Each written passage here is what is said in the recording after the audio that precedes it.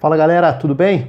Bastante coisa acontecendo na data FIFA, muito jogo alternativo de Ásia com CACAF, África, tenho falado bastante sobre isso no Twitter, mas vamos destacar aqui para mim o principal jogo da data FIFA até aqui pelo menos, que foi a partida entre Holanda e Alemanha, o 3-2 da Alemanha jogando na Holanda. Resultado importante, claro que diante desse formato de eliminatórias para a Eurocopa, é muito difícil imaginar que qualquer seleção das maiores fique fora da Euro.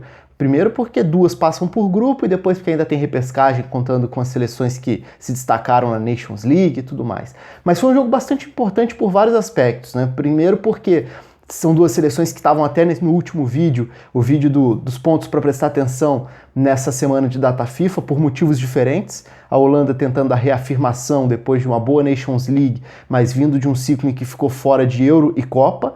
E a Alemanha nesse processo de renovação, de reformulação, já que o Joachim Löw tomou algumas decisões mais drásticas, mais radicais, abrindo mão, por exemplo, de Boateng, Hummels, Thomas Müller, aposentando esse trio da seleção alemã, mesmo que não fosse uma questão exatamente de idade, e sim de enxergar a necessidade de uma renovação e abrindo mão de algumas dessas peças que eram pilares dos últimos anos. O jogo foi muito interessante, porque a Alemanha fez um grande primeiro tempo, a Holanda se adaptou e no segundo tempo foi superior, acabou perdendo no finalzinho, então taticamente o jogo teve um duelo bem legal. A Alemanha foi com 3 zagueiros, com Kimmich e Kroos formando a dupla de volantes, de meio-campistas, ou seja, muita qualidade de distribuição, abrindo o campo com o Kehrer do lado e o Schultz do outro. Schultz naturalmente com maior qualidade de apoio, com maior facilidade para ir à frente, o Kehrer fazendo esse papel de ala, que não é novidade para ele, embora não seja exatamente esse lateral para apoiar tanto por lá. Em alguns momentos também tinha necessidade de abrir o campo por lá.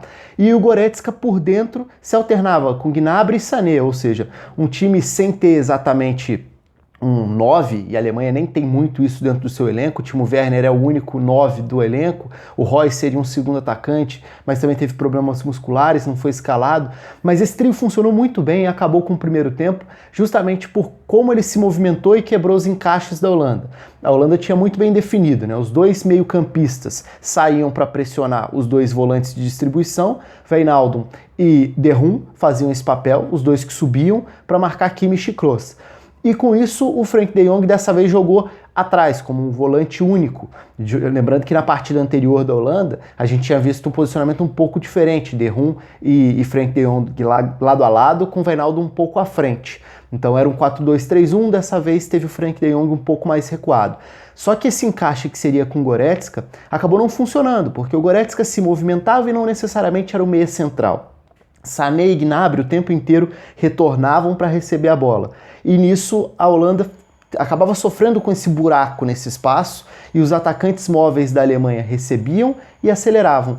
E virou uma Alemanha que concentrou a posse de bola muito no próprio campo de defesa. Então mudou um pouco o cenário, que é o contexto normal da Alemanha já há algum tempo, que é de controlar a posse da bola no campo de ataque, o adversário fechadinho, a Alemanha distribui as suas peças e tenta e precisa ter paciência para furar esse bloqueio. Não foi o caso, a Alemanha concentrava a posse de bola no campo de defesa, a Holanda subia para tentar pressionar e a Alemanha achava 3 opções de passe em profundidade. Então essa bola saía ou para o Goretzka ou para o Sané ou para o Gnabry. Um recebia nesse buraco do meio campo, já que o Goretzka na maior parte das vezes tinha deslocado o Frenkie de Jong, não havia um volante. E quem recebesse, recebia com velocidade para girar e partir para cima da dupla de zaga. Então De Ligt e Van Dijk sofreram. E olha que a gente está falando de uma das grandes duplas de zaga do futebol de seleções atualmente. E a Alemanha teve uma grande superioridade nesse sentido na primeira etapa. Foi bem o Ronald Koeman no segundo tempo, né? Porque aí ele faz uma mudança leve, assim, mas fundamental, simples, mas fundamental.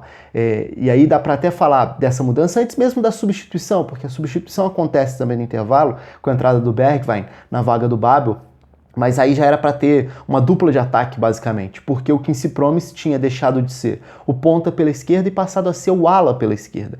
E isso acomodou um pouco essa marcação da Holanda, porque com o Promes voltando para ser ala, para fechar uma espécie de linha de 5, o Blind já não precisava marcar pelo lado. E aí o Blind ajudava a compensar esses espaços por dentro.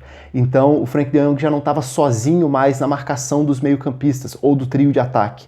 E com isso o Blind ajudava e ainda sobravam os 2 zagueiros. E a Holanda conseguiu limitar essas saídas rápidas da Alemanha na segunda etapa e a partir disso dominou o jogo. Então uma mudança simples de posicionamento, mas fundamental nos encaixes de marcação, colocou a Holanda na partida e fez a Holanda dominar. Pressionando em cima, a Alemanha já não tinha mais saída e a Holanda foi encurralando a Alemanha, foi criando chances, foi sendo melhor com Memphis Depay circulando pelo campo, agora não mais com Babel ao lado dele, mas com Bergwijn. E aí sim a gente viu um belo segundo tempo da Holanda. É verdade, no final deu a Alemanha. A Alemanha contando com um banco de reservas, né, com Gundogan e Reus que saíram do banco participando da construção do gol do Schultz no finalzinho. Mas foi um jogo extremamente interessante do ponto de vista tático. Agora, falando em sequência de trabalho, essa foi uma semana importante para o Joachim Löw porque a gente começa a ver alguns testes, mas eu diria que a gente ainda não vê o que vai ser essa identidade dessa seleção. Primeiro porque contra a Sérvia a gente viu um time completamente diferente, com alguns testes bem válidos. Então contra a Sérvia a gente viu uma Alemanha num 4-2-3-1, que tinha o Kimmich como esse primeiro jogador da distribuição no meio, linha com 4 e não com 5 na defesa. E os laterais, Klostermann e Halstenberg, opções. O Klostermann pode ser uma boa opção para a lateral direita. Para a esquerda, o Schultz tem mais qualidade para fazer esse apoio, mas talvez se encaixe mais num perfil com 3 zagueiros do que numa linha com 4. O Halstenberg é a opção para a linha com 4. Mas a gente ainda não tem essas respostas, né? Tem mais os testes que estão na mesa, os nomes que estão na mesa. Na zaga, o Tá vai ser opção. Fica muito claro para mim que o Sul é a base, é um pilar da defesa para esse início. Imagino que é ao lado do Rüdiger. A gente viu o Ginter jogando no trio de zaga contra a Holanda. Vai ser linha com 3 ou linha com 4, né? Ou linha com 5, dependendo do momento, sem bola também. Mas vai ser um time com 2 ou 3 zagueiros? É uma das perguntas. Consequentemente, quais serão as opções de lado de campo? Aí indo para o meio campo. Kimmich, óbvio, vai ser um dos pilares desse time. Ainda não é o momento de abrir mão do Toni Kroos. Então a Alemanha tem 2 grandes homens de distribuição no meio campo. Mas qual vai ser o complemento disso para você ter uma capacidade maior de pressionar e também de atacar a área? Então, o Gundogan poderia ser esse segundo com liberdade para se conectar com o terceiro. Contra a Sérvia foi Kimmich, Gundogan e o Havertz, garoto extremamente técnico, de muita visão, muito potencial. E que hoje me parece até a opção mais interessante para ser um meia central caso a Alemanha jogue nesse posicionamento. Para receber entre as linhas, para achar o passe, para fazer algo que a Alemanha tinha nos tempos de 4-2-3-1 com o Özil, por exemplo. O Havertz me parece o jogador com maior potencial para tentar fazer isso. E aí já é uma Alemanha com outro desenho. Contra a Sérvia teve o Brandt partindo da ponta direita, centralizando em muitos momentos, em outros abrindo para o Klostermann atacar por dentro nessa dobradinha pela direita. E pela esquerda o Sané é esse jogador, que pode jogar tanto por dentro quanto por fora, dando essa amplitude, abrindo o campo por lá. Na questão do ataque, o Timo Werner hoje é uma opção meio solitária quando a gente fala na necessidade de um homem-gol. E ele não é exatamente esse pivô, né? Ele é um jogador que funciona muito mais atacando os espaços do que exatamente recebendo como referência. Então, aí já tem uma outra questão também para ser solucionada. Então a gente viu 2 times muito diferentes nessa semana de data FIFA, vários nomes sendo trabalhados. É óbvio, a Alemanha tem muitas opções boas. Então, se no meio de campo, por exemplo, olhando para esses times, a gente viu que você pode ter controle com Kimmich e Kroos, você pode ter uma chegada com Gundogan. Falando em chegada, talvez quem tenha maior perfil para isso seja o Goretzka, por ser um jogador de força no ataque à grande área, chegando com poder de definição. Ao mesmo tempo, a qualidade do Marco Reus acrescenta muito, mas fica sempre a interrogação sobre a parte física. De novo, ele não jogou contra a Holanda, jogou no finalzinho só, porque estava com problemas musculares. Pelos lados, a ideia vai ser ter alas abrindo ou pontas. Gnabry e Sané, nesse momento, são jogadores que desequilibram, que têm qualidade para isso. O Brandt vive um bom momento no Bayer Leverkusen.